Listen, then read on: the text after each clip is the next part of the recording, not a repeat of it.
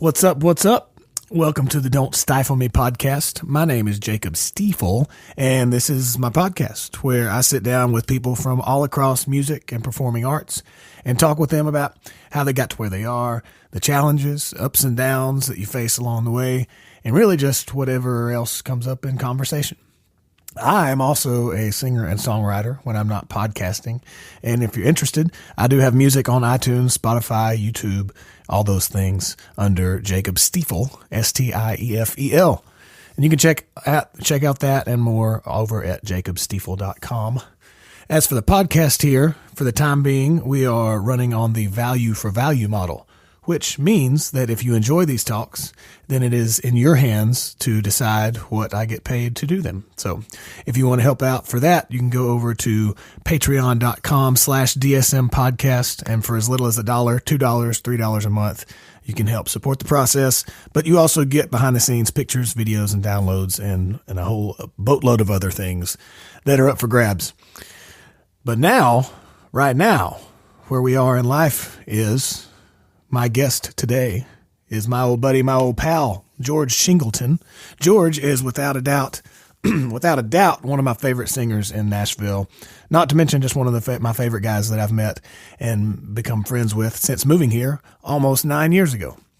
We had a great time. George came into the house a couple nights ago, and he and my cousin Chance and I sat around, talked, had some drinks, played a little music. It was a good time.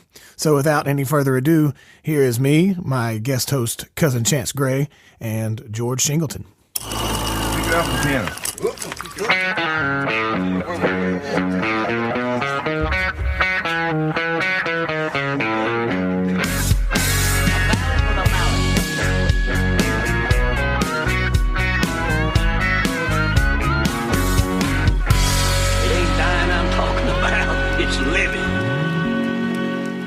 I'm happy George is here too. You could have brought in any old asshole. Yep, I had to get a West Virginia asshole. Easy. Easy. I was just in Charleston, West Virginia in February. Well, that's why you're calling everybody assholes. I was at the Municipal Auditorium. Yeah, man. And I thought it was cool because that's where Hank Sr. was headed when he died, and I didn't know that till I got there and saw the poster on the wall. Now you know. Hey, are we live? That's a good story to talk We're about. going. I think he was headed through there. I don't think he was actually. I think he left there, didn't he? And was headed He was to coming Ohio? from Alabama and he had a show. He was booked for a night at a New Year's Eve show at the Municipal Auditorium. Okay. And so he couldn't make it, so we canceled that one, and then was just going to try to make the one in Ohio. Okay, that's what He didn't make it there either. See, I didn't hear that story about the Municipal. I didn't know that. Yeah, they had I heard the tickets. They left that detail out. They were hanging on the wall from where I guess people bought tickets to the show. I think he was supposed to do 2 sets this Ain't night. that something? Pull that mic towards you just a little bit there, Mr. right. Shingleton. Yeah. How about now? How's that? Are you comfortable? Yeah. Now we can hear you. I'm good. Now we're there. And I will try to complete every sentence. Yeah, I got to work on I have to work on my Alabama mumble. So you work on your West Virginia mumble. I work on my Bama mumble. And we got Fife Red Devil over here. There's no telling what I might say, correct or incorrectly. Well, we're going. We didn't have an official start or anything. 3, 2, 1, start. Right? The West Virginia Bandit. I feel like you should start calling yourself that. The West Virginia Bandit. The West Virginia Bandit, yeah. What's up, George? Nothing. What's up, man? What's up, Not man? a lot. We're drinking some Jack Daniel's whiskey. We're sitting here. Usually when I'm doing these talks, I'm drinking coffee, but it is now around 8 p.m. Are you blaming that on me? No. Okay, good. Because I'm not taking the. I will totally get up in the morning and have 5 or 6 cups of coffee with you. I thought you were and shoot the breeze. I thought you were going to say you would totally get up in the morning and have Jack Daniel's whiskey. I was like, well, I would do that too. I feel like you've probably done it certain before. times. Yep. Certain times. No, it's my fault. I'm Those the one- times are very few and far between anymore.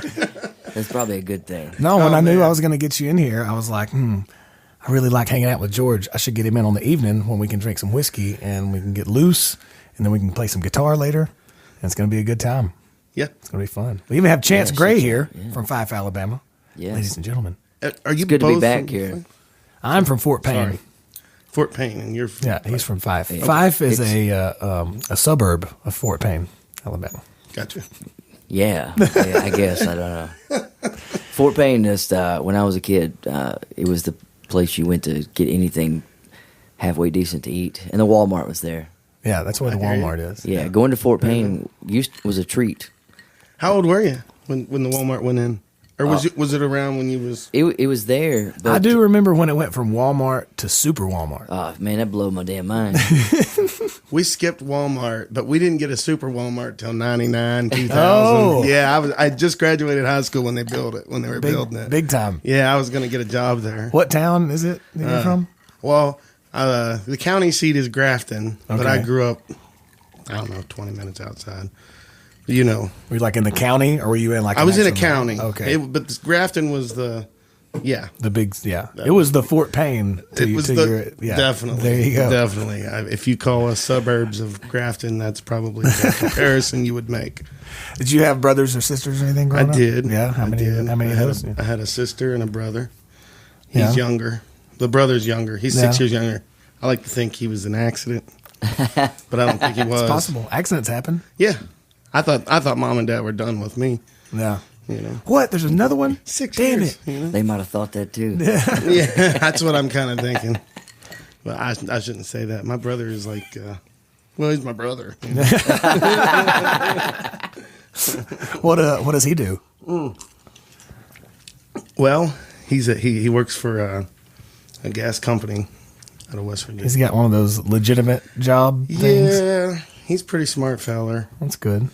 Then he used to well tend for another company, and then he swapped companies. He makes pretty good money at this. What about point. your sister? She's a stay-at-home mom. Nice. To five kids. Wow, that is Yeah. full time. Same guy too. Well, that's more than Imagine All that. five. Go sis. Yeah, there you go. Yeah,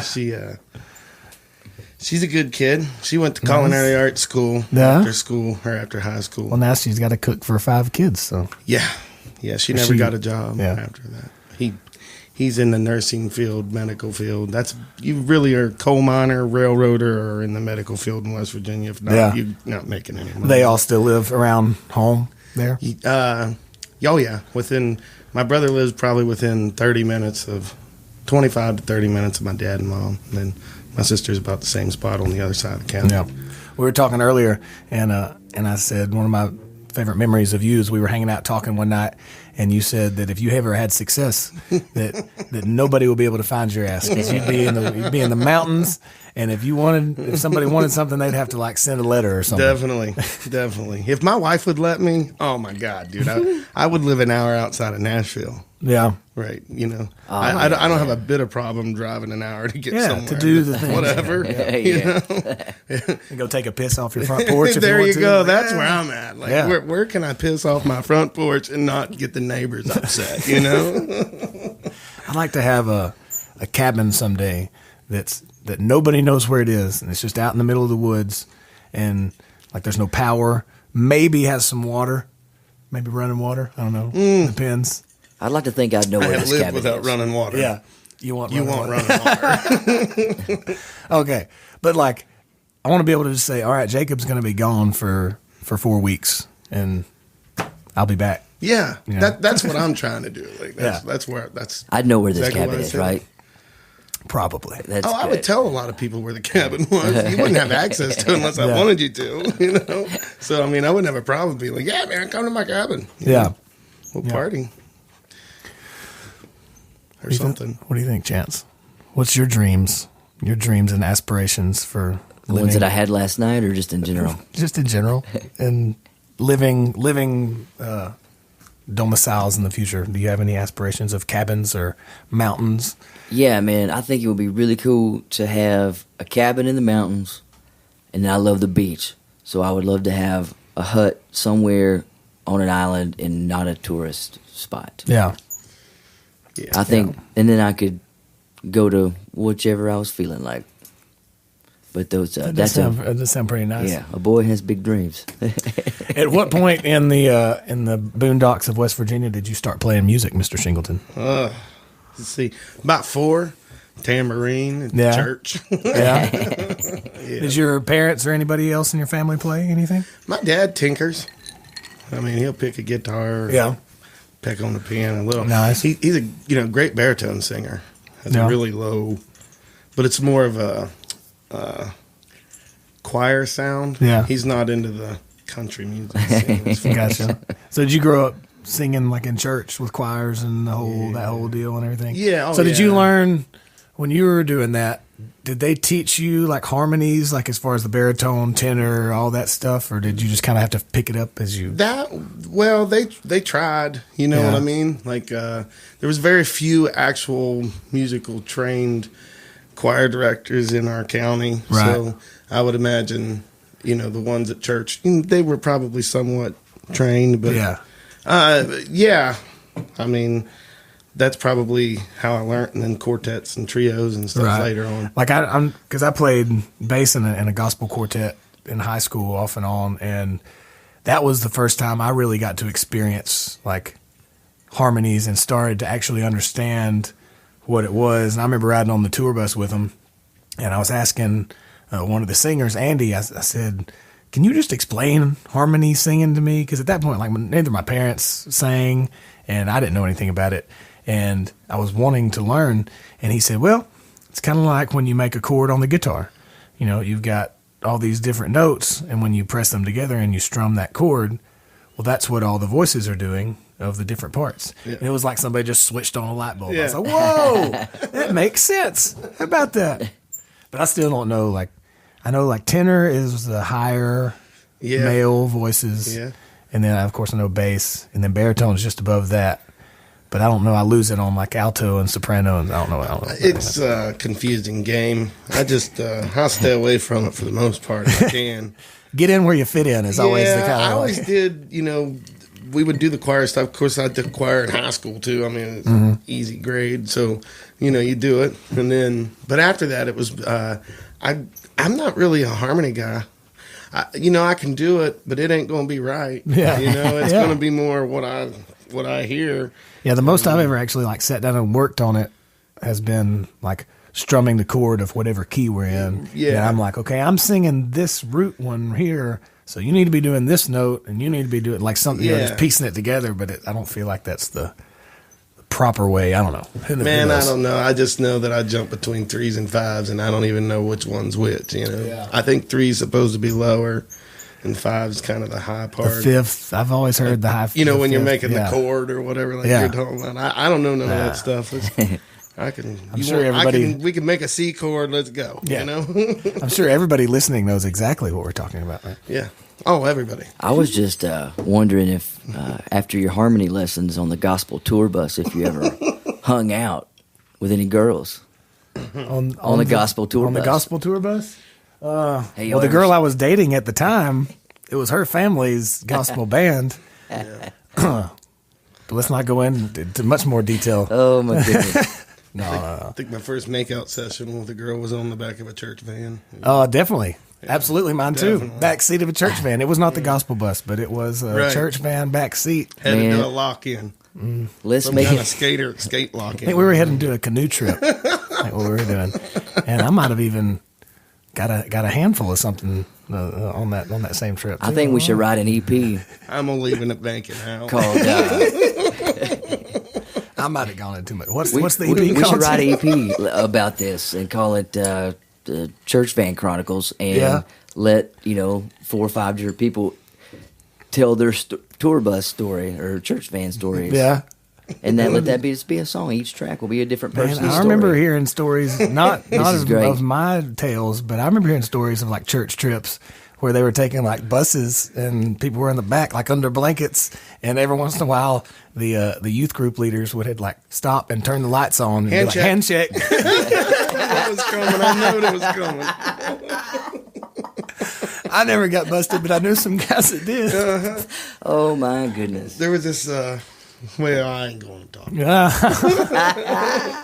I'll give it one or two more drinks, and you'll be talking about it. Them lock-ins, they ain't no good. They oughta, if they're going to do them every time. Yeah, everybody they need to keep them separated. Yeah. Everybody look forward to that for the wrong reasons. Yeah. Definitely keep all those boys and girls separated at those functions. Yeah, It's you can't keep your eye on every kid in that crowd. I promise you. I'm gonna freshen my drink here. Anybody else want to? I'm square. Good, Literally, my glass is square. It is a square glass you got there. I'm a round glass. I'm over here drinking red wine out of a solo cup. Hey, Because I'm classy like that. red on red. At least you did it right. If Jack Daniels wants to send me any free bottles of whiskey, I will talk about it on every show. I will start getting up in the morning and drinking whiskey. If I could get a Jack Daniels sponsor, I'd drink it every day. No. Right. What is your favorite beverage of choice? Whiskey. Yeah. Jack or what If kind of whiskey? man, I used to drink the hell out of Jim Beam, and then for probably a good 15 years, that was my go-to whiskey. But in my 20s, my wife had convinced me that whiskey was not good for me or anybody around me. I think one of the first times we ever hung out, we went out to Edgefield in East Nashville, and I'd hung out with George, here and there, whatever. But we went out, we were having some drinks, having a great time. We threw some darts, we were having some Jack on the rocks or Jack and Cokes or whatever, and then 45 minutes or an hour later, he's trying to fight some guy. And I'm like, what? That guy didn't even say anything. And George was like, he looked at me wrong. He was looking at me funny, man. He really was. Yeah. That's that whiskey. I was like, damn, I felt gotta like go.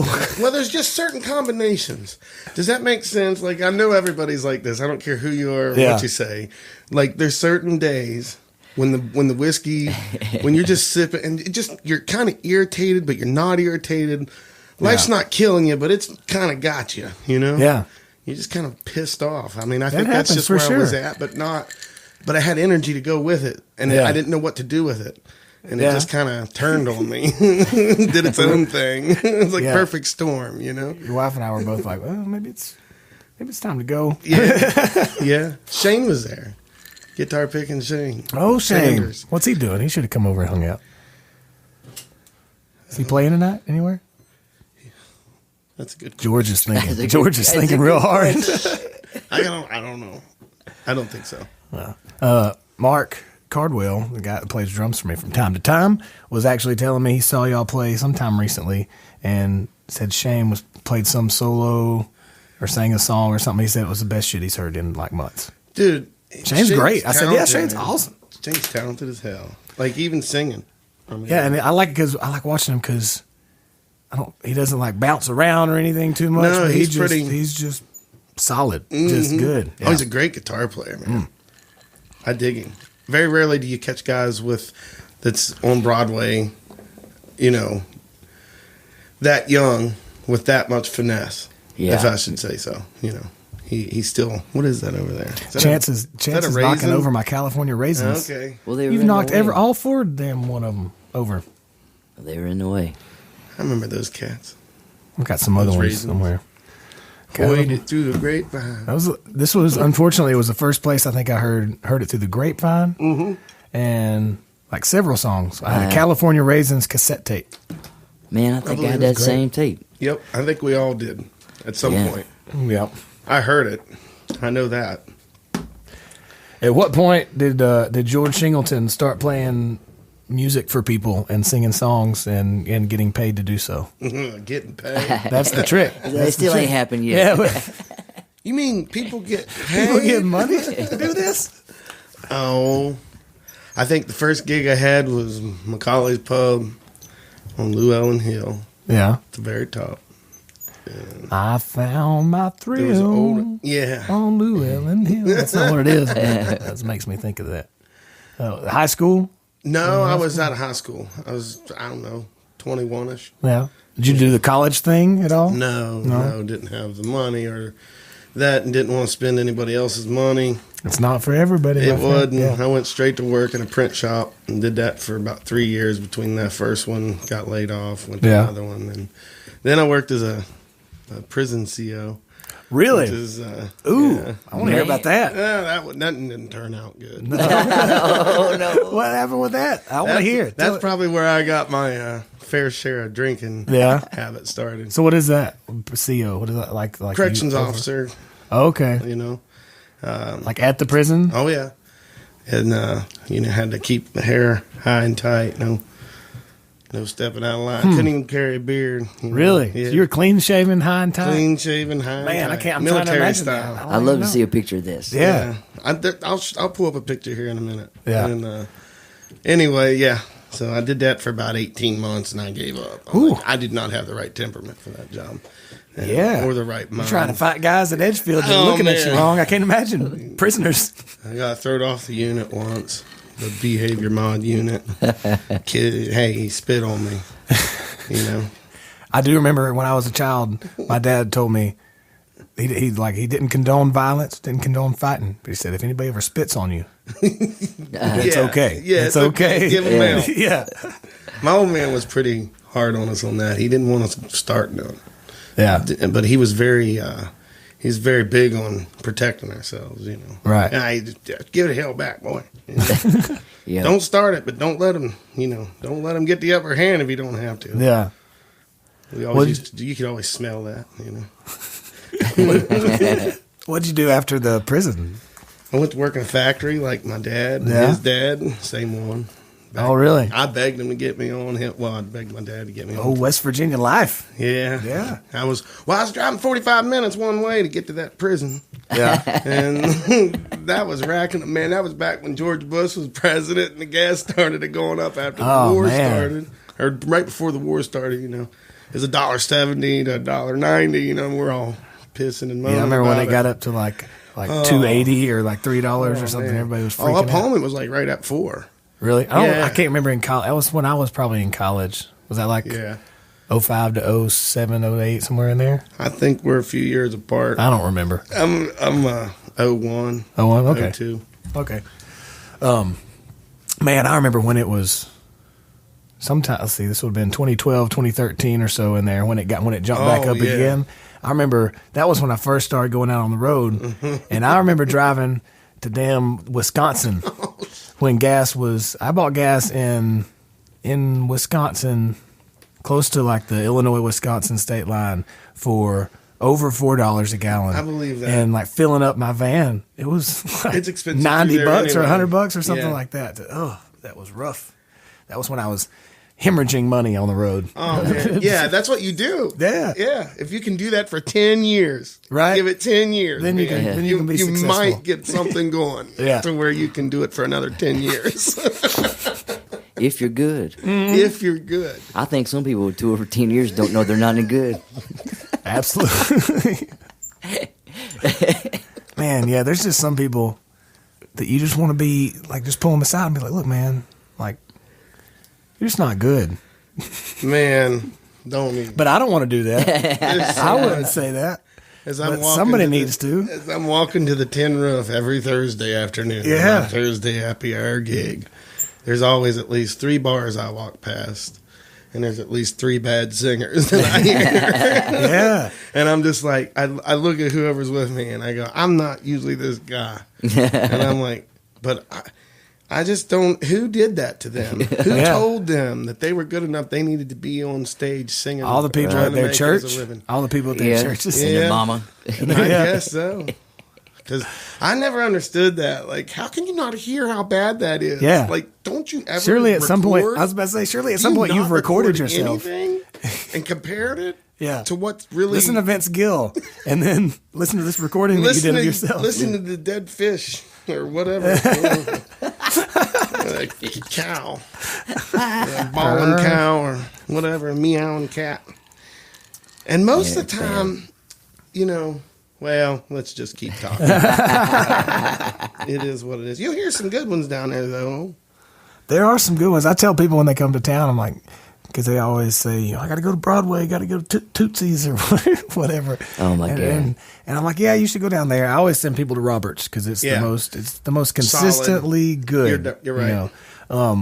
But they all say, there's just good people everywhere. Everybody's so good. I'm like, yeah, you're going to hear a lot of really good stuff. You're going to hear some bad stuff. Or you're just not going to be good enough to decipher the difference. Right. I think that's Yeah. the thing is, I think that's like 86% of people. They're boozing it, man. That's all they're doing. They're so drunk when they roll it.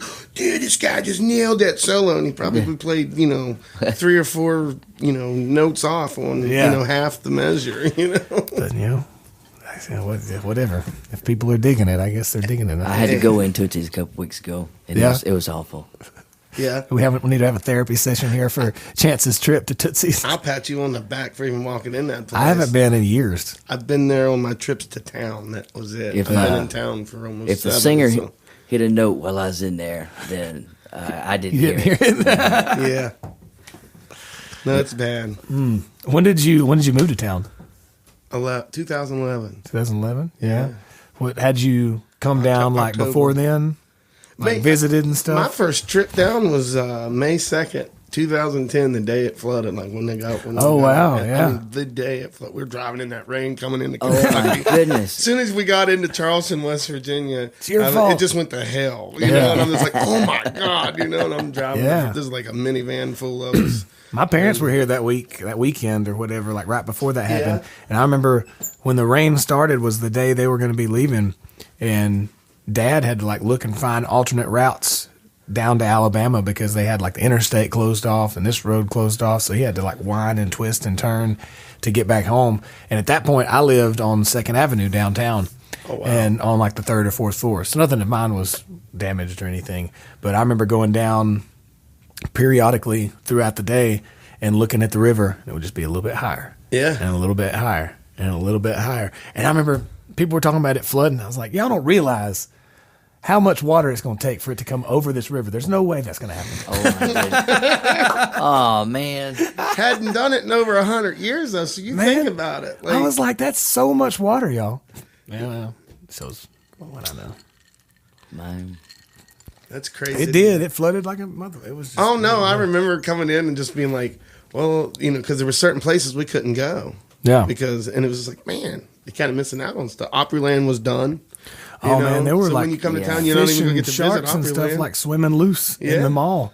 Because that Aqua whatever restaurant that's in the mall, all I the didn't know that. all the Nice.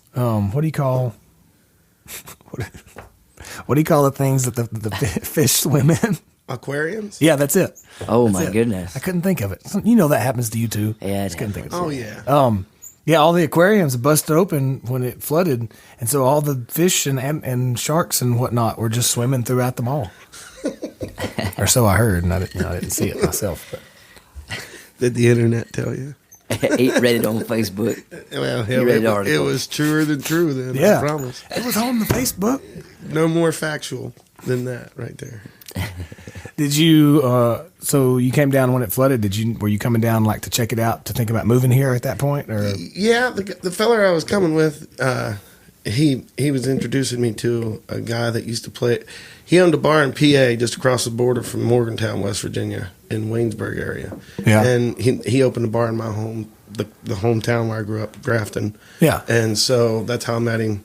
And then Dave Pahanish was he's from PA area, the California Carmichael area, PA, and he was already down here getting cuts and writing songs. Yeah, nice. And so did you know him? No, Okay. that's how I met Dave. Okay, I was got you. through this guy. He wanted Okay. to bring me down, introduce me to him, blah blah blah. And Nice. so that's what we came down for. And then for the next year and a half, I made half a dozen trips or so. Yeah. I don't know, 4 to 6 trips. I can't remember. Yeah. It's been a few.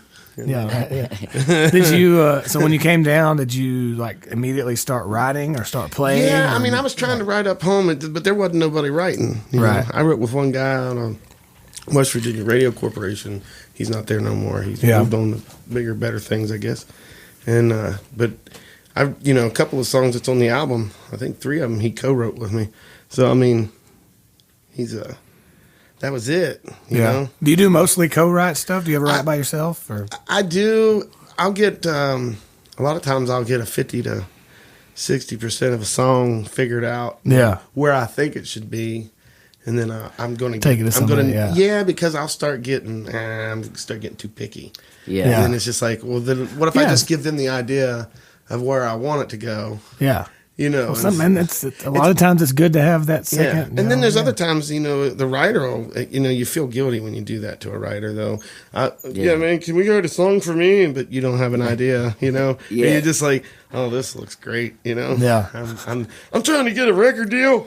Yeah. Or I'm just, you know, I'm trying to write songs for record, but I don't have any ideas. So, Yeah. I mean, I'm what just here. What do you think I am? You know, what's You're the songwriter. What am I to you? You know?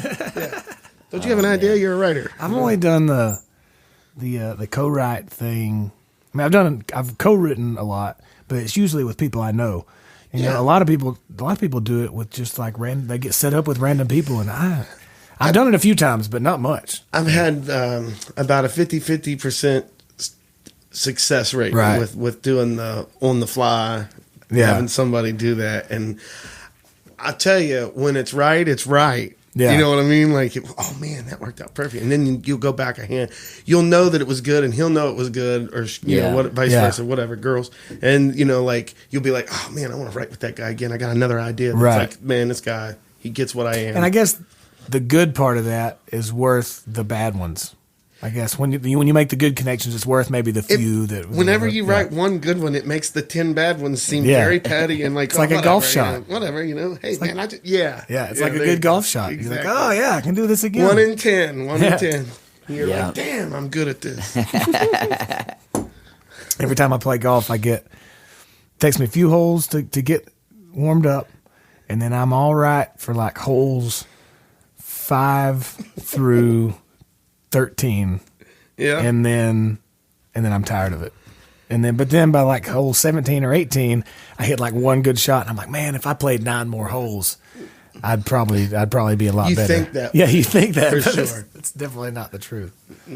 Chance, we should play golf sometime soon. Will you play golf, George? I do, but as of right now, I don't have a set of clubs. We got clubs. You can swing our clubs. Yeah. I tried trading this gun for a set of clubs. And I traded, but I think I shouldn't have traded after that.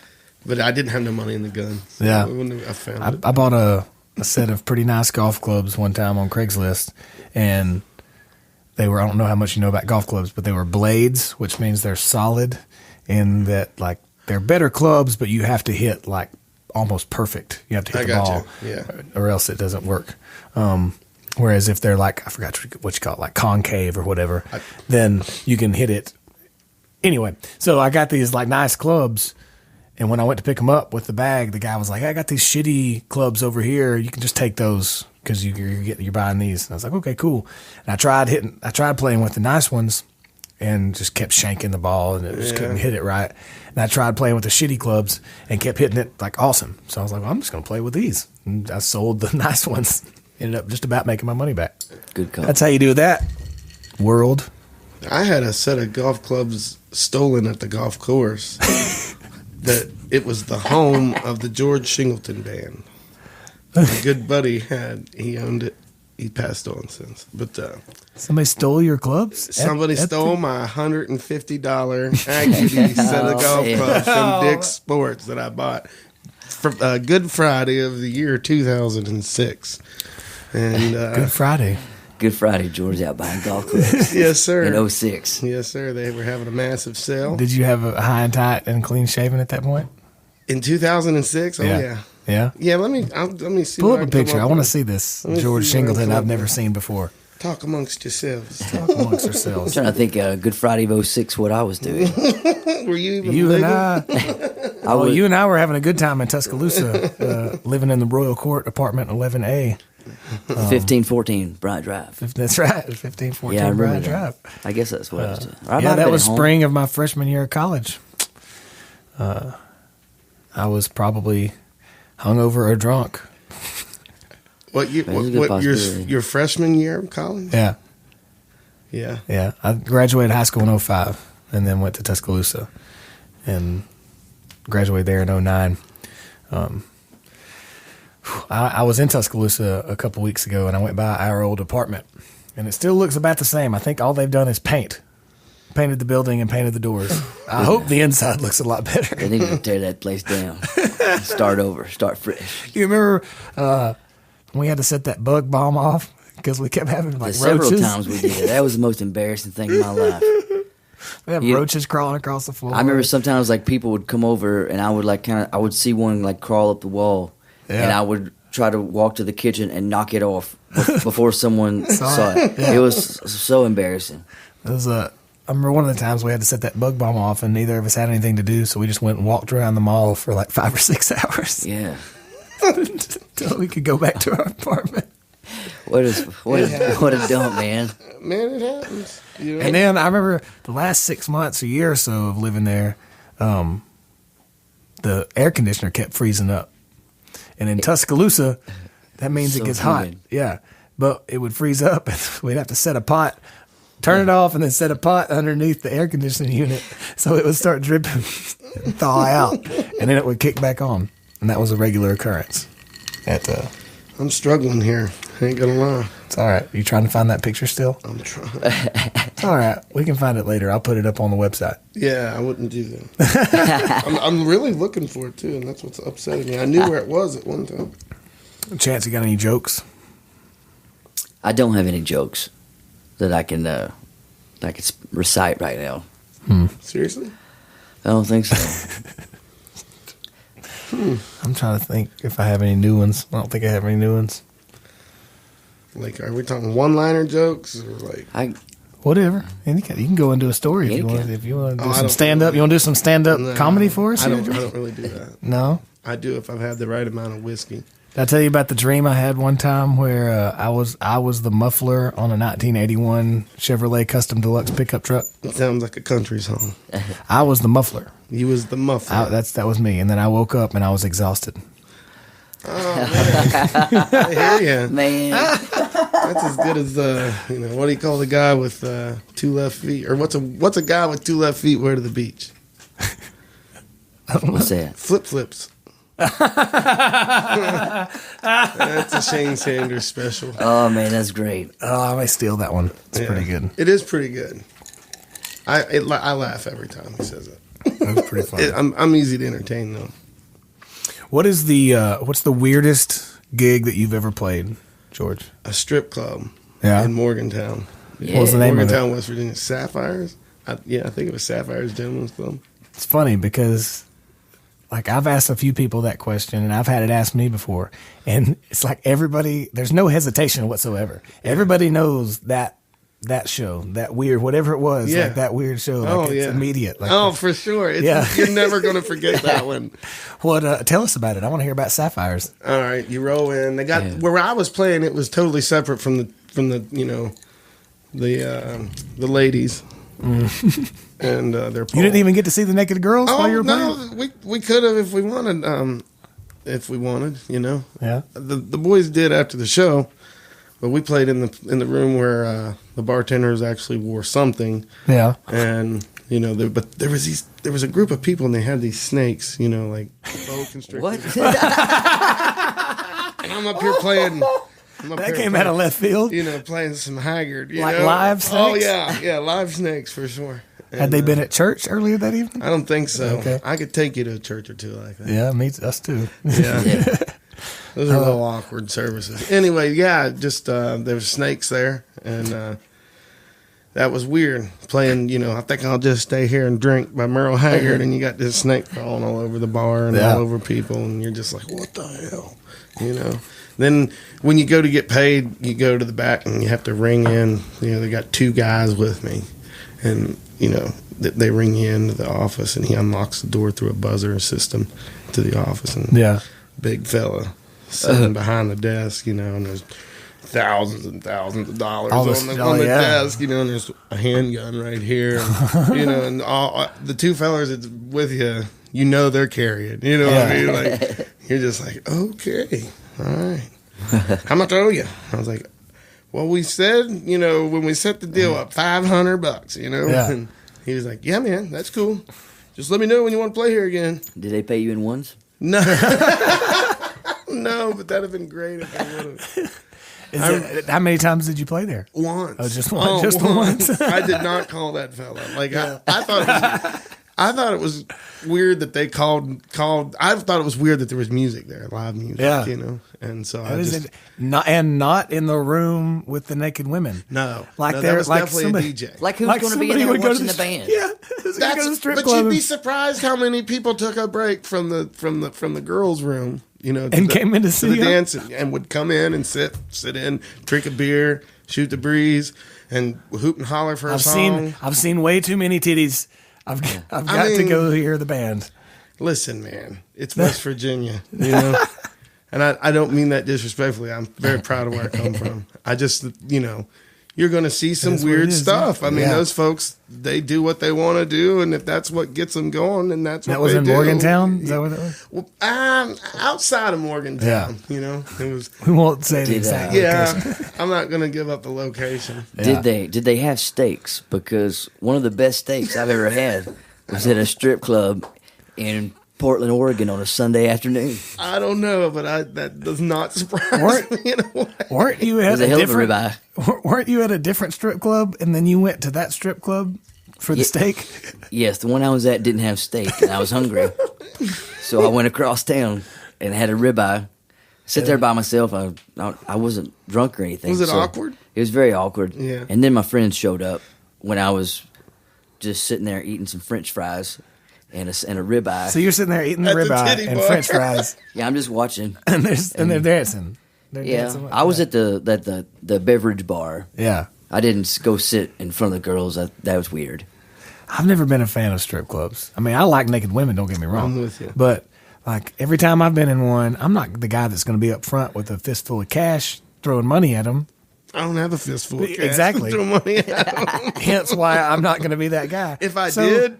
So the few times I've been to one, I stand where I usually stand in big rooms in the back corner. Right. And hope nobody notices them. But I was just like I'll take in the room, be hanging out with my friends, whoever I'm with, talking. And then they they always come up and try to get you to, flirt with you or whatever and try to get you to buy a dance or something. I'm like, oh. And then I feel like a bum because, they're there trying to make some money and I'm just taking up floor space, not paying them any money. So then I feel kind of shitty about being there. Of course, it comes back to me feeling guilty about being in the Listen, man, don't feel bad. How many years ago was that? 6, 7, 8. Okay, like that. Karma's got you back as a musician. I promise. Touche. If you're playing on the stage as a musician, you've experienced people just taking up a space in a place where they don't take a cover. Shit. Yeah, people listening. If you ever go, and I do this, if I'm ever anywhere where there's somebody playing music, I'll at least go throw a couple of bucks in the tip bucket, even if I'm not there for the music. Like if you're somewhere and there's some guy in the corner playing, and there's a tip bucket there, throw $2 in the tip bucket. What's it hurting? What's $2? What's it hurting you? Come on. If it's if he's terrible, if he's got 18, you just made it 20. Yeah. Well, I always thought it's a bottle of whiskey. I always thought. I mean, even in the first few years of me living in Nashville, I was playing downtown, like on 2nd Avenue, and doing probably 3 or 4 acoustic solo stuff a week, and then 3 or 4 band shows a week, just partying and having fun and whatever. Hurt yourself. Yeah, that's why I sound like this now. Yeah, but I remember during the winters back then. It was before the boom hit Nashville in the last 4 or 5 years. But I remember in the wintertime, I'd go in and play an acoustic solo show for 3 or 4 hours and not make maybe $1 in tips. Yeah. And several times walk out with nothing. Yeah. But there would be a few people come in and out. I always just thought, like, what if, even like if the room was full or whatever, what if everybody just put $1 in the tip bucket? Yeah. Just $1. What is that $1 to you? Yeah. Like, what is a $1 to you? Yeah. You're changing this guy's life by helping him pay his rent. If 100 and something people walk in and out of there and each of them put $1 in the tip bucket, that's, that's makes that guy's day. That makes those 3 or 4 gigs a week, really worth it. I know. I'd have just drank and smoked all the money away anyway, like I did as it was. Oh man, if I wouldn't have, I'm glad I waited till I was like 30 when I got here. Like, if not, it was rough. I wouldn't be anywhere. I moved here at 21. Oh my god. Yeah, I was 20. 21. A few months before I turned 22. My brain was still developing at 21. All of ours are. Yeah, everybody's brain's still developing at 21. I got here at 25. Yeah. Yeah. You were still living like you were 21 though. Yeah. Yeah. I moved here and it just kind of went downhill for a little while. Well, I had to Man. get back up and get going. 2010 for me was the blurriest year of my life. Was that your first year getting here? Well, I moved here in 09, and I lived in East Nashville with some guys for about 6 months. But at the end of 09, the beginning of 2010, I moved into the apartment on 2nd Avenue. At that time, I was playing on 2nd Avenue across the street from where I lived, and I was 22, and I didn't have any goals or aspirations. I wasn't trying to do anything. You just knew you were here. Other than play music. Yeah. And hey, I'm playing music 5, 6, 7 days a week and making money and living pretty cheap and drinking a lot. That's the American dream, my friend. Right, it was. It was. Yeah. I think I even bought into a nightclub. I was partial owner of a nightclub downtown. How'd that span out? About or 6 pan months. out, I mean, sorry. I pretty much, I think I made enough money to pay for like my first CD. And then sold back out because I saw what kind of people I was dealing with. I was like, I need to get out of this Probably best shit. you got out that. Yeah. I don't understand this, and they do. And They weren't they're the most- abusing that. They're abusing Yeah, that. it was like it was only cash business. And Hey, like, man. yeah, Don't it was- knock only cash businesses. If you was an entrepreneur, Yeah, all right, and you could set it up as a whatever it is you're yeah. It was getting involved in, if you could do it in just cash, would you not? Yeah, but you don't know these people. If you knew these people, you know what I was talking about. They're not the. I hear you. Well, yeah, I know those type. yeah. It was the kind of people that you get in with them, and you're like, Okay, this was a bad whatever. idea. And then you look around, you see what they do. You see how they lie to other people, and you think, why would I think that they're not just doing that to me also as well? So I just kind of I stopped hanging out with folks like I scooted on back out of that. I'm one. with Yeah. Them's the devil. We called that Chance and I called that the record fade. The record fade. Operation Record Fade. Operation Record Fade out of that. I like good one. that. That was when Chance decided when he went out, you went out on the road selling merch, and probably at that point, was it even a pay cut? It was probably close to a pay cut or about the same. I think it was a pay cut. Yeah, from not much. It was close. A pay cut from not much anyway. Yeah, but I had to get out of there, man. Yeah, you had to. Yeah, I would have done anything. yeah. Out of Alabama? No, I No, was the I was bar. here. Oh yeah, I was working in this bar Oh. That I played that in he all the speaks time. of, Yeah. and when I moved up here, I didn't know anybody but Jacob really. So his friends became my friends, and they turned out he just put me right in the middle of the Viper's den. Not all of them. Oh, man. Yeah, not just, all of them. just some of them. Yeah. Hey, man. You live and learn. You know. I can think of way worse situations to be in. Yeah. They might have not let you out. Yeah. Yeah, that is very true. Yeah. So you moved here in 2011. Yeah. When you got down here, did you start playing gigs? Did you start going around looking for Doc shows? Holidays on 2nd Avenue Okay. was my first gig. Dave Pahanish got me 'Cause some that people- gig too. Because some people go and like they say, "Oh, I need to play a bunch of gigs," and some people say, "I need to write songs," and some people, everybody's got their different avenues of doing it. I didn't really have an idea of what I knew I should be writing Yeah. and trying to line up co-writes. So I would Right. do a lot of writers rounds. I would save my vocals and stuff for that. Yeah. And I played Saturdays at Doc Holidays and in the evening. And that was awesome because the first, month or two playing there, I was like, well, this ain't bad. I only really got to play one gig to make this work pretty good, because it was like you're fresh meat. Yeah. And the locals and the industry workers, that's like a local bar. So they would take care of the new people. you Yeah. know. Well, plus you're pretty fucking awesome. Well, I don't know about all that, but my wife loves me. I was telling my mom and that's a good thing. I was telling my mom and dad this past weekend. I was telling them who was going to be on the podcast this week. I was like, yeah, my buddy George Shingleton. Actually, we were in Monte Eagle, I picked Mom up at the airport, and I took her to meet Dad from Alabama, and that's halfway. Monteagle's about halfway. So you stopped at Jim Oliver's Smokehouse. We stopped at the Smokehouse, I saw your ugly mug on the poster. Oh, man, I hate that photo. Like, that's my least favorite one. There's only one person in the camp that likes it, and I guess he got his say one time, and now it's out there. It's so everywhere. everybody's grabbing it and with the using hat. it. And I'm just like, you didn't even give me a chance to make a poster. Why? What are you making that poster for? Whatever. But I saw it, and I was like, hey, that's George. He's coming into the podcast this week. Yeah. And I told him, I said, George is one of those guys that he's just so damn good, he could sing the phone book and you'd cry. Like, he just the soul. And I'm not trying to kiss your ass or anything. Like, that's just the truth. I know that. I don't really want to. I don't buy into that anyway. After I got off of Broadway and got on the road and was kind of gone for several years, I didn't want to go back there. Yeah. I still don't like to go back there very much. I go for friends. If I have people visiting in town, that's where everybody wants to go. For sure. But I remember in I think it was 2015, like the beginning of 2015, I was out on the road with Jared Neiman and Joe Diffie, and like the opening act was Joe Denham, and Shannon was out there, and I met Shannon. I was like, how you met Shannon? Okay, that's the redneck trailer. What was it called? Yeah, I don't remember, but trailer. I remember I met her out there. And she was just like the coolest person, and like she was a great writer and a great singer and had great taste in music. And she would tell me, she's like, on like Tuesdays and Thursdays, I play down at the Tin Roof with this guy named George. Like, I think you'd like him. You should come. And I think it took her several times of asking me. And finally, I was like, I'm going to listen to her. I bet she knows what's up. And I went down there like a 4 o'clock on a Tuesday or Thursday. I remember you texted me that day. You were like, this guy. And I was like walking up to the door. And for the first time, I think, ever on Broadway, I stopped and was like, I don't even know what he's saying, but I can feel it. Yeah.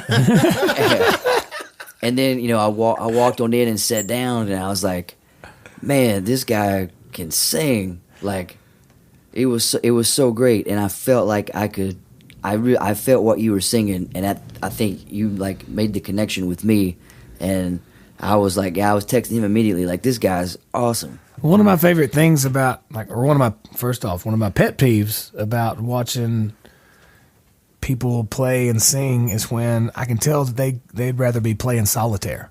Like people that they're just going through the motions, reading the lyrics off their phone, doing whatever, and it's if you use your phone or your iPad to play music and you're the lead singer, you don't need to be up there. Yeah, like that's how I feel. Yeah, I'll preach that because I don't. Whatever song I'm singing, if it's not something I've felt before, I do my damnedest to imagine in my head what I would be feeling if I was feeling that. That lyrics. That totally and makes so. sense.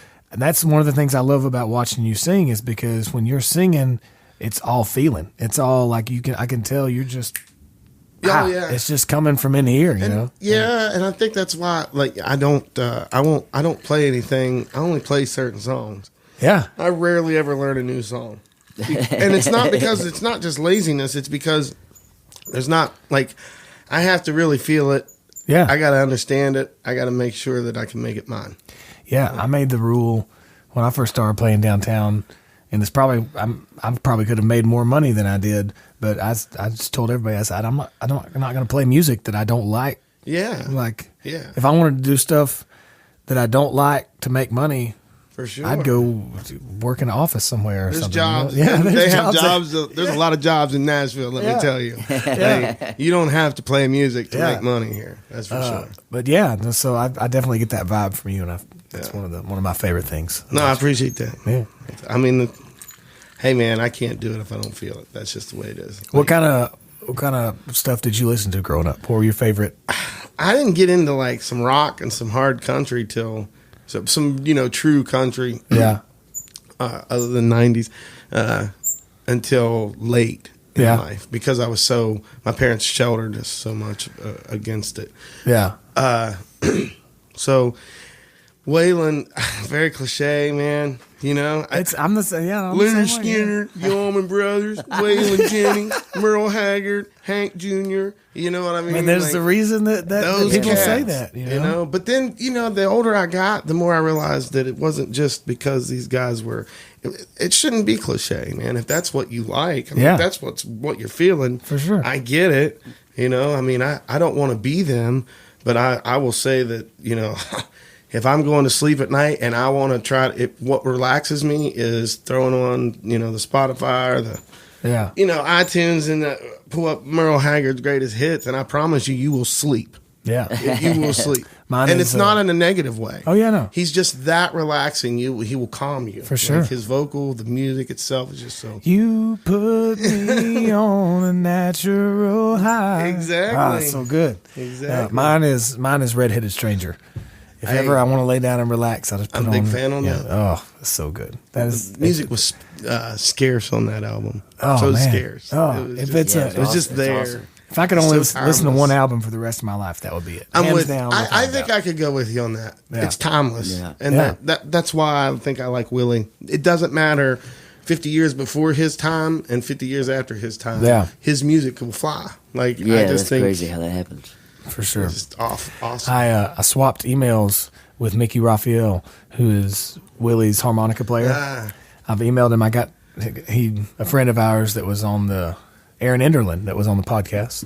Man, I love Erin. Yeah, she hooked me up with Mickey, and I emailed him, and I was like, I probably won't ever hear back from him, but I might, because he's like on my. I have a list of potential guests that I can probably get connected with or whatever. Then I have like dream guests of people that I would love like to sit down and talk with, and Mickey is one of those guys because favorite harmonica player, and but I emailed him. I was like, I probably won't ever hear back. And then like a week later or so, he emailed me back, and so we swapped back and forth. And he was like, they're telling me to hold off on podcasts. He had just done like 3 or something or whatever, and so, but maybe he'll be on later this year or something. Killer. He's great. I told Mom the other day, I was telling her about it, and I was like, I'm gonna have to like have a couple drinks or maybe a special brownie or something to like calm my nerves. Yeah. Before that conversation, because I don't want to. It's like that line. You don't want to be super fanboy, but you want to let him know how much you respect his work. So it's like the balance. That's a fine line. That Yeah. can be a real fine line. Because people just want to be treated like they're people, because they are. For sure. They're flesh and blood like all of us or whatever. Yeah. Now, I don't know. Not all people. Well, you're right. Even ones that aren't famous are. You're right on that. There are those people, but I don't want to talk to those people. Not or about them. Moving on. Moving on. I haven't had a cigarette bound. in 9 months. 9 months. It'll be 9 months. That's awesome. April 6th. I can't That's say that. fantastic, man. Not Chance can't one say that. cigarette. I wish Not I a could drag. say- I wish I could say that. That's great. That's good. That's awesome, buddy. I just wanted to throw that out Yeah. there. Make that public. What brought that on?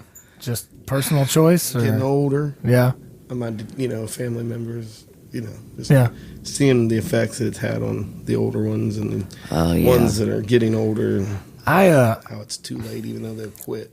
I smoked off and on. I'd smoke more and more, and then I'd quit for a few months, and then I'd smoke a little bit, and smoke more, and then quit for a few months until I started this podcast, and I like listened to my voice on. I was like, man, the last thing I need to do is smoke cigarettes. Yeah. So if you want a radio DJ's voice, you can't smoke cigarettes. Yeah. So in the year that I've been doing this, I might have smoked a few, here and there, but not anywhere near like I used to. I was 2 packs a day. Ooh, yeah, I never got up to that much. Man, that's That's a lot. About my the friend. last 7 to 8 hefty. years. Wow, yeah, that's heavy. That's truck driving. I started smoking Truck at driving 16. cigarettes, yeah. 18 was a pack a day and up. By the time I was 30, I was in a pack and a half. Yeah. To 2 packs. I mean, at least the last 3 years, I know I would buy a pack of cigarettes every day. Wow. No matter, Yeah, I would end up buying a pack of cigarettes by the end of the day. Yeah. And then it just got, and when I would drink, oh Lord, oh man, yeah. 3 packs in a night. Yeah. It's Whew, Just just go chaining at them. oh, that was half my hangover. I think. No, it is. It is. Like Yeah. the few times that I've smoked in the last year, like the next day I wake up, I'm like, why do I feel so bad? Oh, yeah, I smoked cigarettes. Yeah, you can't breathe. Yeah. Your chest is achy. You're just like, man, I think I caused cancer last night.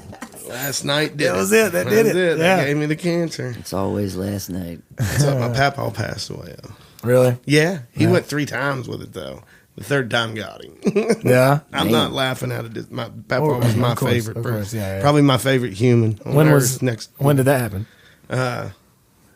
When he died? Yeah. 2014. Oh, okay, so you were here. Yeah, I got the call that mom, when we got the cancer again. Yeah. They knew for sure. Right. And I went home. So he had got it a few times and then kind of fought it off. Yeah, when he was about 70, 71, he got it. And they took half a lung. And of course, he'd been living with COPD and emphysema for a few years, you know, by that point.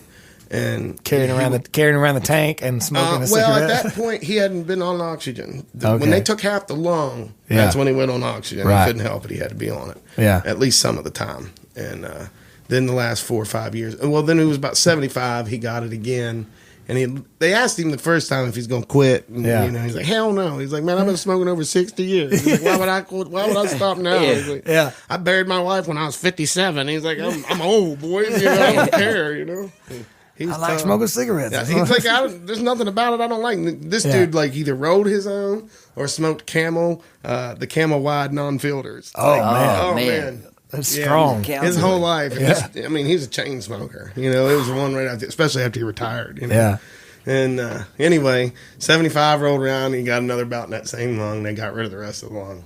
And nobody even bothered him about it. And months went by, and people, you know, my youngest uncle still lived with him, take care of him, make sure he was good. And he just noticed Papaw wasn't smoking. Like, hey, man, he ain't smoking, you know? Yeah. And so he was just like, yeah, I quit. Well, when did you quit? He's like, last time I got out of the hospital. He just got tired of it. Yeah, he's like, I think he goes, I done ruined it. Why not try to live a little longer? He's like, you know, whatever. It's interesting, yeah. And 80, you know, about that, when he was 80, he got it. Man. 2 or 3 months, 2 months after. I've you know, talked to him 2 weeks before I was home. Yeah. I was like, I'll be home in 2 weeks, Pat. He's like, I won't be here. And I said, oh, you'll be here. And he said, no, I won't. I was like, okay. Oh, love you. And Wow. we loved, you know, we gave each other a hug. I walked out, and by God, he didn't make it. Was about a week and a half. My goodness. If that. And he was up moving around. The day he passed, he was sitting up eating. Yeah. And that's usually not something with a cancer patient. That's usually not. You know what I mean? I don't mean to be so demented. No, that's That's, you know, man. they can't usually at that point. They're But not he was functioning just that much. I think he fought it. I think Yeah. you know, they had a lot of family around him and stuff. So that was good. You know. Yeah. He's a tough old bird. Life is fleeting, fast retreating. That's it. Indeed. Yeah. Indeed. So Chance, wasn't that yours? Was that yours? Yeah, I wrote that down somewhere. It's a pretty good one. I think that Life often. is fleeting. Fast retreating. Ooh. Oh, poet Chance Gray over here. I have my days. We all do. You want them days every day. Right? Yeah. You just keep Well, searching for it. Tell us about Glory Mount. Glory Bell. Yeah. I wrote that with Dave Fahanis. Yeah, okay. Yeah. And just we liked it. We liked it, so we kept we it. recorded it. Yeah. Put it on the album. So is that the name of the album? What's that? Is that the name of the album? No. What's the name of the album? I don't know. You don't know? Hadn't named it yet? Is it just going to be George Depends Shingleton? on when what the third single is going to be. Okay. And we're just still not sure. What's the second single? We don't know. So I don't know yet. We'll figure it out. I'm actually going to have a meeting about that Thursday. okay. Gotta sort these things out. Fair enough. We're getting, Man, I went to see you at the basement a few months. When was that? That was like fall, back in the fall sometime? Yeah. November or October. I think it was Yeah, both. somewhere in yeah. It was October, November, yeah, one of those. Yeah. Killer show. Oh, thank It you. was fantastic. The basement is such a good venue. Yeah. You get- It's vibey, man. Yeah, man. You can do get whatever you like want. a- You're like, yeah, this is my stage. Yeah, I can be me. it's good. Yeah, Nobody's you sounded- gonna boo you me. sounded killer. It was that because it's Glory Bound. That's you know the moment that I met you. Yeah. Spend half my life trying to forget. No, it's so Yeah. good. What's the words on that? Is it should have known or I see. or I should have run? I should have run the Should first have run. time I met you. I spent half my life trying to forget you. I done my time. Now I won't let you chain me down. Yeah. Are we going to hear this song Good today? stuff. I think we should play it later. You want to sing it later? We could try. Not right now. We won't do it right now. We'll do it later. we could try. I can't promise nothing. I'm drinking all the whiskey over here, so you should be all right. Well, you ain't got to drive. That's true. That's a good point. That's kind of shitty of me. Hey, you want to come over to my house and drink some Well, whiskey? some whiskey. I almost brought a bottle. You know, and I'm like, why would I bring a peer bottle? pre- I'm only going to have one drink. Trying to peer pressure George over here. You can crash on the couch. Yeah, I'm married. Yeah, That doesn't well, go over yeah, so it's well probably- when she probably gets right. home at 7 o'clock, 7:30 in the morning. You can do She like actually a, gets home quick now. You just cross the street and she's at work. yeah. Oh, nice. How long have you been married? It'll be 11 years in July. 11 years. Yeah, been That's a with her long for damn time. 14 years in September. I feel like that's probably longer than most people in the country. I don't feel like marriages last that long anymore. Hey, man, you better want it. You got to want it. Yeah. You know? It's a choice. Well, yeah, and you got to make that choice every day. Yeah. You know, and you just got to do it. Yeah. You made that decision. Now you got to stick to it. Right. 'Cause if you ain't man enough to hold up to it, then you ain't. I don't know, man. Let's not get into that. I'm pretty opinionated when it comes to marriage. If you ain't ready to do it, don't do it. Yeah. Because as far as I'm concerned, if you do it, you better honor that vow. 'Cause Yeah. that ain't just in front of 250 people that was at your wedding. Yeah. You can say it, you can believe or not, but you did it in front of God, and that's the main one. Yeah. Yeah. Plus her, I mean, Plus You know? plus the girl you're actually marrying. kind of Yeah. one. She's kind of the reason you're doing it. You know, Yeah. I don't know. I'm pretty. Yeah, It's all right. It's okay. it's that It's small good. town Yeah. hillbilly conservative. I only married one woman. I've been with one woman. You know what I mean? Or one man. Whatever. you know. Backwoods thinking, Yeah. backwards ways. You know, What does she do? What does your wife do? she's a money making fool. Yeah? No, she's a nurse. She supports me. You know. I was cooking something here at the house the other day. And Bet it was Chance- turkey.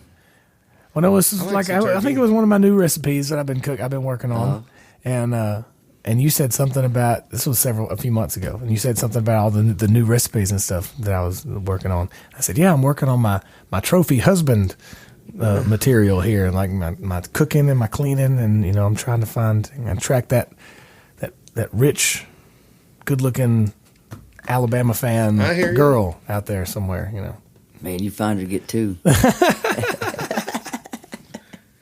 It's not easy. Nothing worth They're doing few, is, I they guess. are few and far between, man. Good women are hard to find. And it that- appears to be a fact as far This, as I've the same can be said about men. No, That is true. Good people are hard to find. We'll just say Good that. there you Yeah. have it. Yeah, that's it. Man, it's hard to find a good person in small towns anymore. you Yeah. know? You got to get it. Just times have changed, It's because the world's so connected now. but so disconnected at the same time. Man, there's weird. no personal relationships. Yeah. It's all texting, yeah. Facebooking.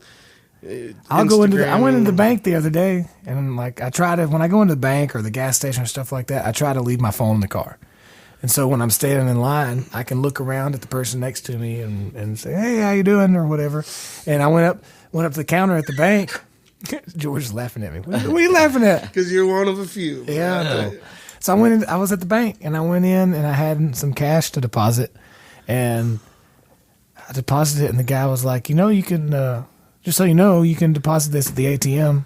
I was like, yeah, I know, but I told him I like coming in and interacting I with people. always go in. Yeah. And I like seeing that I'm handing you the money, Yeah. watching you type it into the computer. Helps reassure yeah. that it got done. Humans did Here- it and the computer did it. Hearing you ask me your silly questions about You should have told him you was What? job security. Yeah.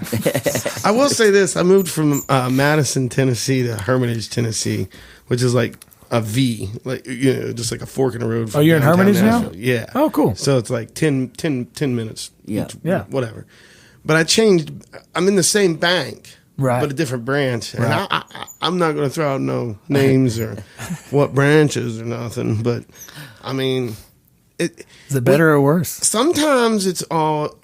I like the people that actually have the offices. Yeah. So far, they've been great. But the people that are at the teller, Yeah. one's been real chatty and like just standing there chatting. And you're like, I want to chat with you. but there's 3 people behind me, Yeah. and you're the only teller, and I feel bad. Like, I feel like I'm the reason, not you. I don't mind. Yeah, I don't mind talking to them and being polite. No, not at all. But it's when they start being like, "So, what? You got big plans this weekend? What you doing? What are you going to work out today?" Well, like I've had them like I'm like. Let's just keep it to how you doing. Right. But this was what really upset me was today I walked in and I had a deposit to make, right? Yeah. It was going into one account. I presented my ATM card, my debit, and with my account, information, and my driver's license and the money. Yeah. And the first thing the little woman behind the counter says, "I see you didn't fill out a deposit slip." And That's what she said? This is what she said. She doesn't say anything except that. Now, mind you, this lady's 70 at least. Yeah. I don't care. She's past retirement age, right? Yeah. God forbid I hope she's doing it because she wants to stay busy and not because she has to. I don't want any bad things, especially for someone that age. So I'm just like, well, at my last bank in Madison, I rolled in there and there was never one time that I just rolled in with that info. I never filled out a deposit slip. I'm like, I don't like your branch, Like, you're not for the people.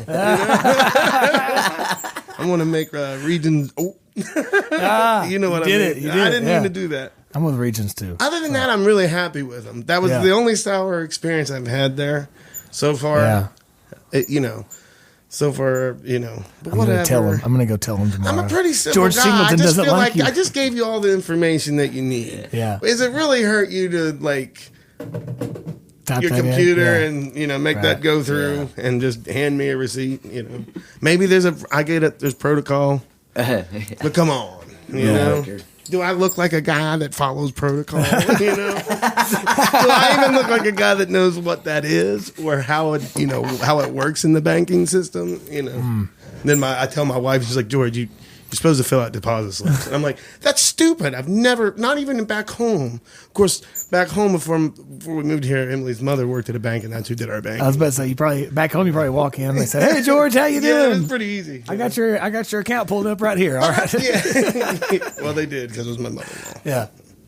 Anyway, it just was irritating. That very minute, but it was irritating. Yeah. The little things. Hurt my feelings. Like I didn't mean anything to him. Do you know yet when the album will come out? No. The full thing? You don't know? No. Late summer, early fall. Yeah. I'm hoping. What if someone were to want to maybe go to some kind of a site to see iTunes. What if they wanted to see some dates of like when you were going to be playing somewhere? Is there some kind of a website or something? GeorgeShingleton.com. GeorgeShingleton.com. Facebook. Yeah. George Shingleton Music on Facebook. Very cool. What do you have any shows coming up that you can think of off the top of your head? I'll be in West Virginia. That's not a big show, but it's a fun show. What part of West Virginia? Bridgeport, West Virginia. Okay. Brickside Bar and Grill. All right. 8:30 to 11:30 p.m. on Friday the 13th of April. Friday, April 13th. Yeah. All right. And then the 20th, I think we're in Fayetteville, Arkansas with Corey Smith. Nice. I don't know the name of the club. Man, I used to go see Corey in college. Yeah. He's a very nice guy. Is he the one that did "If I Could Do It Again, I'd Do It the Same"? Something like that. Yeah, something like that. Yeah. Yeah, I always sing those songs about like spring break. Dude, he was Americana before Americana was big. Yeah, again. he was I will say acoustic, that, yeah. because he still does some. He still got some Americana going on. Yeah. Well, yeah, I just remember him. I remember him from college being just like the acoustic guy. Like he would just play acoustic and sing songs that everybody liked about drinking in college and parties. He's very relatable to college age kids. For sure. That was 10 years ago or better. Yeah. Hey man, he travels and plays. Hey, man. I look at it like he's making money playing music. Kudos to you, my friend. He says that it's his what I like the fact that he said that 12 albums out of 12 albums he wrote every word on the album. Wow. On each of the album. I'm just like, whoa. That's pretty awesome. Did I hear somebody say that he has like a glass eye or something? I don't know. He never takes his sunglasses off though. I feel like somebody said he has a glass eye. Maybe I just let some secret out of the bag. I don't know. I don't know. Or maybe I made that up. I don't know. Eric Church doesn't take his sunglasses off though. I'm pretty sure he's just stoned all the time. Yeah, me too. I mean, maybe you should wear sunglasses. maybe. I guess I am not posting this to mine. Oh yeah, yeah. This is going everywhere. I can't let my folks hear that.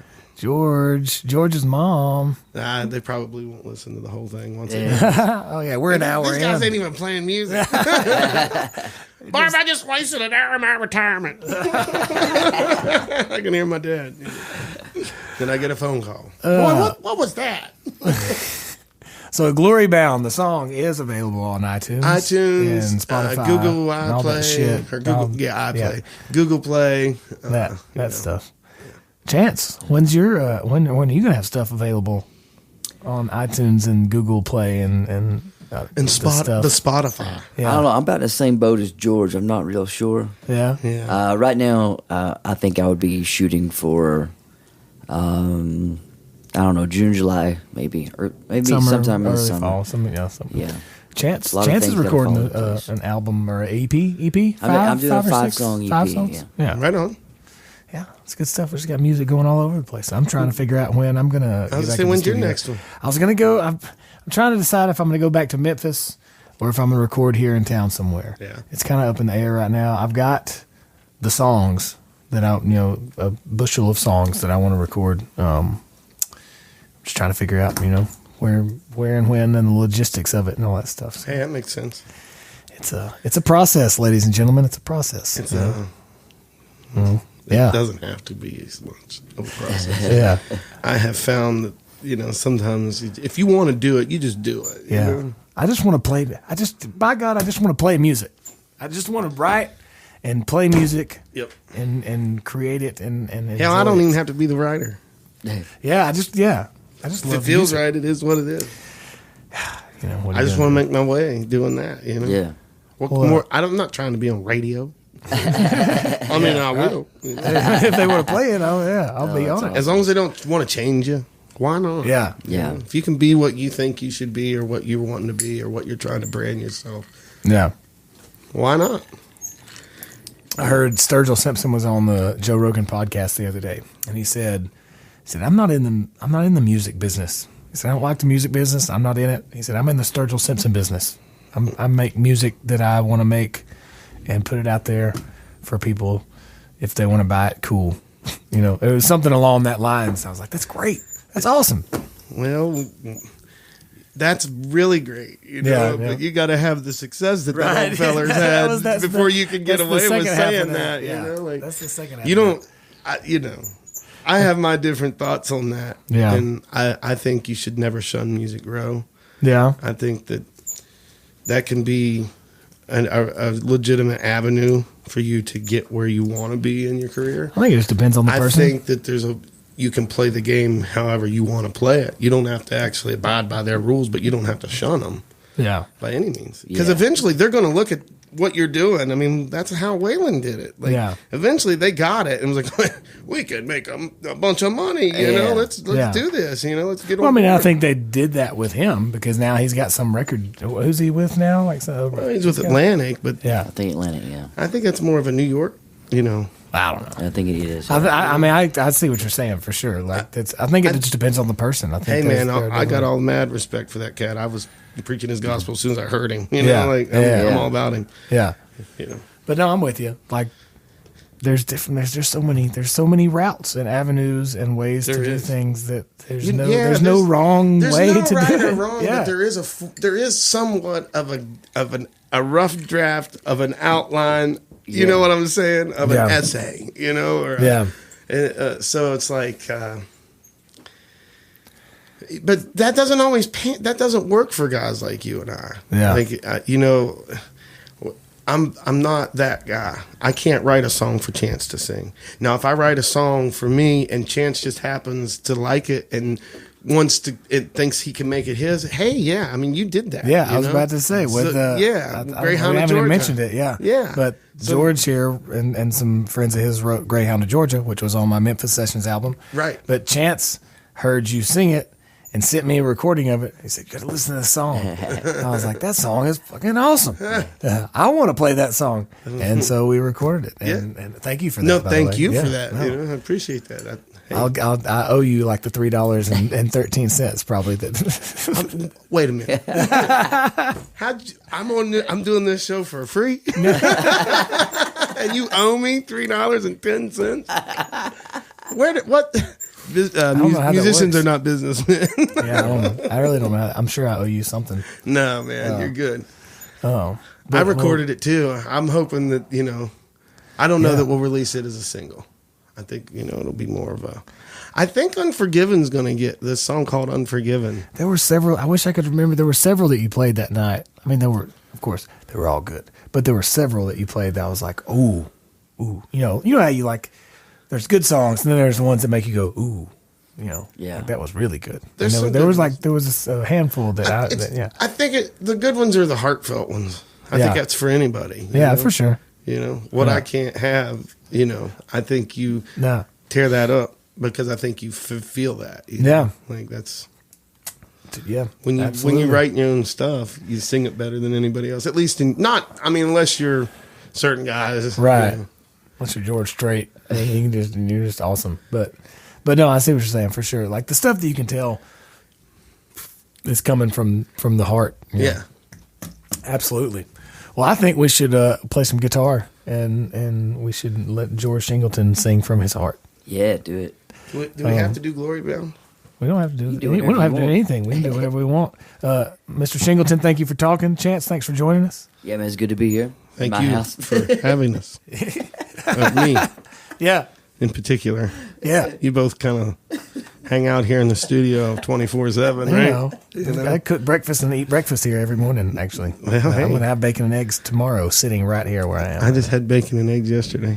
So I could good. go for bacon and eggs now. I can always go for bacon and eggs. Why don't you stay? Stay right where you are.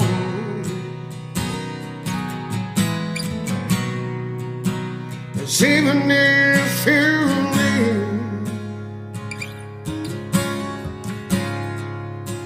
you never get far. So put down old suitcase down. No time for play on the ground.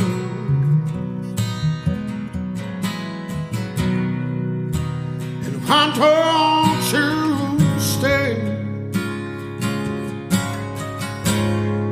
Oh, stay right where you are. You knew life could be so tough, and life with me would be so rough.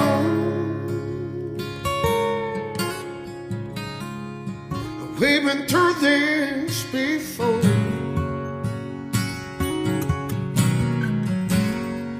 You never make it through that door.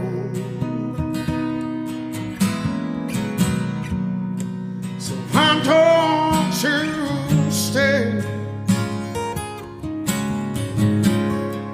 Oh, stay right where you are.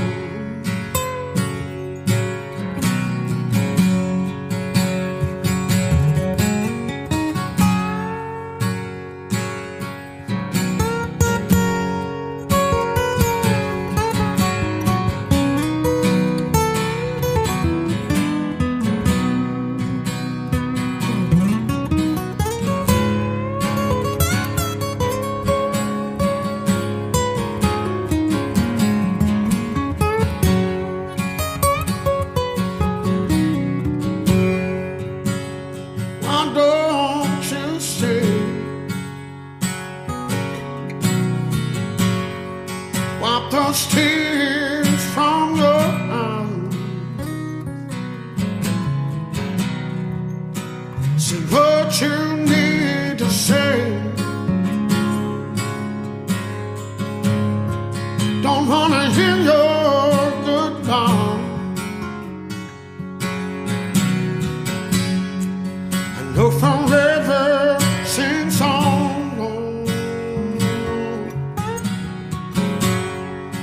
Leaving now would be so wrong. So I don't to stay. Oh, stay right where you are. Your new life could be so tough. And life with me would be so rough.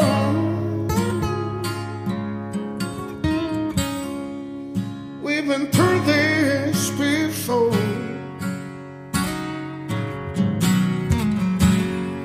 You never make it through that door.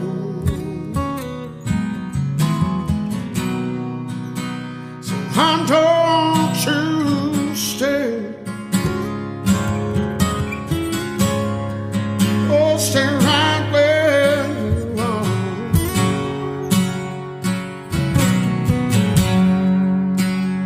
I don't to stay.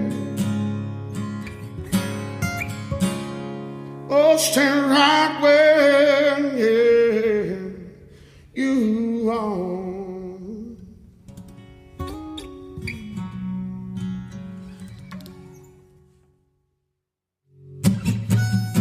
Well, that was fun. Thanks for listening. Thanks to George for coming in and hanging out. And as always, thanks to my special guest host, Chance Gray. You can go check out GeorgeShingleton.com. Download his current single. It's out right now, Glory Bound. And George is on Instagram at George Shingleton, and he's on Twitter and Facebook and all the things. But I'll have links to all that and more on the show notes page, which will be at don'tstifleme.com/051. Now, if you enjoyed this talk, definitely please subscribe, rate and review if you'd like to do that. Share it with your friends, anybody you think that might enjoy it. But also go check out patreon.com/DSM podcast whenever you get a chance. Over there, for as little as a few bucks a month, you can get behind the scenes access and pictures and things, but you also help support the podcast here and allow me to keep cranking these episodes out for you to listen to. And once again, that is patreon.com/DSM podcast. Thanks again so much for listening. You can follow the podcast at DSM Podcast on social media.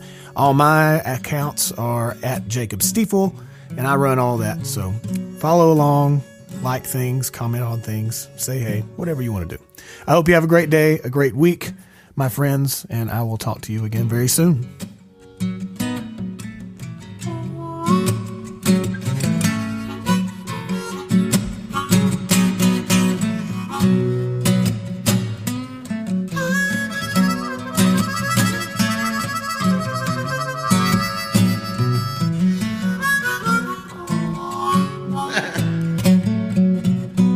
My hands are getting tired.